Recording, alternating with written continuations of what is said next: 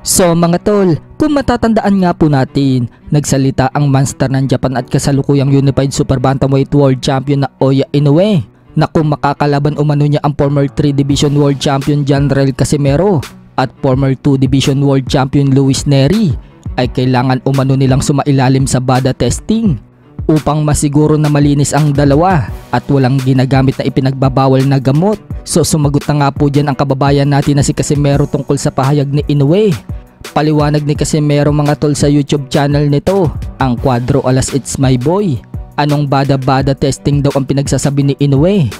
Wala na daw siya kay Memo Heredia. Pagbubunyag ni Casimero mga tol, ang sekreto umano niya kaya daw siya malakas ay ang pagkain ng kamote, saging at sili.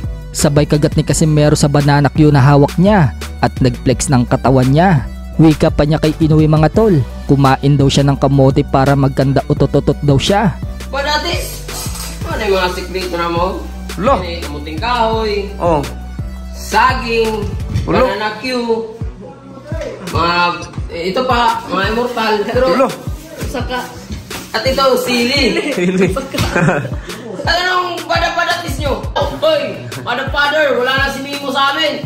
Sinigunda naman ng head coach at kapatid ni Cuadro Alas na si Jason Casimero na yan daw talaga ang sekreto ni Cuadro Alas, ang kumain ng mga prutas.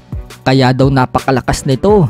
Banat pa ni Jason Casimero mga tol, natatakot daw si Inoue kaya gusto daw na ito ipabada test ang utol niya.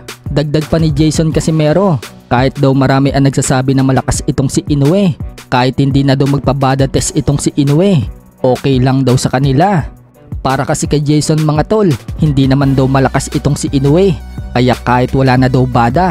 Pahabol naman ni Casimero sa comment section, kung tunay umanong malakas si Inoue, kumain daw ito ng suntok niya para malaman kung hindi daw ba ito susuka.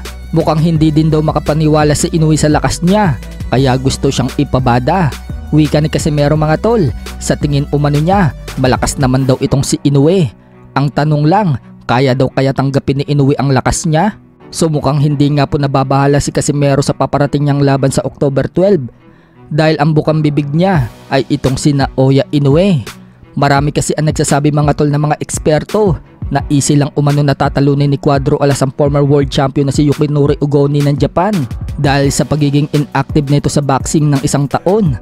Bukod dyan, marami ang nagsasabi mga tol na semi-retired na umano itong si Ugoni dahil isang trainer na umano ito.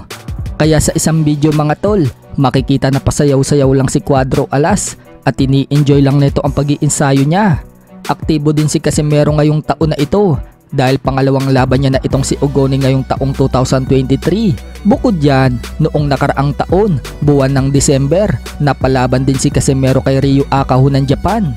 Meron ding siyam na winning streak itong si Casimero at hindi pa nakakaranas ng talo mula 2018. Ang huling talo pa niya mga tol mula pa kay Jonas Sultan.